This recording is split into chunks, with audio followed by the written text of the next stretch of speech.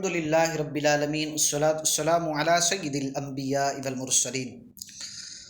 تسبیح فاطمہ کا واقعہ کیا تھا؟ حضور علیہ الصلاۃ والسلام کے پاس خادمہ آئی تو حضرت فاطمہ رضی اللہ عنہ کو معلوم ہوا، کیونکہ گھر کا کام کاج کرنے کی وجہ سے تھک جاتی تھی اور ہاتھوں پر چھالے پڑ گئے، تو حضور علیہ الصلاۃ والسلام کی بارگاہ کے اندر حاضر ہوئی خادمہ لینے کے لیے۔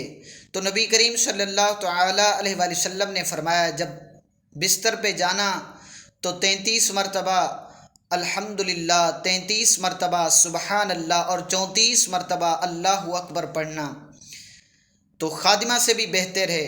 نبی کریم صلی اللہ علیہ وسلم نے یہی بات سکھلائی کہ بیٹی، جب دولت بھی ہو، سب کچھ ہو، لیکن وہ امت کا ہو تو امت سے دیا نہیں جاتا بلکہ امت کو تقسیم کیا جاتا ہے۔ اگرچہ حضور علیہ الصلاۃ والسلام کے پاس سب کچھ تھا، لیکن اپنی بیٹی کو وہ عمل سکھایا کہ خادمہ تو چند دن کام کرتی اور کچھ اور اسباب ہوتے، لیکن حضور علیہ الصلاۃ والسلام نے اپنی بیٹی کو جو عمل دیا ہے وہ ساری زندگی کے لیے سکون ہے۔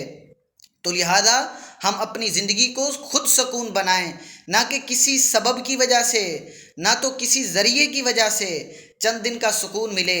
اگر وہ ذریعہ، اگر وہ سبب ختم ہو جائے تو ہم پھر پریشان ہو جائیں۔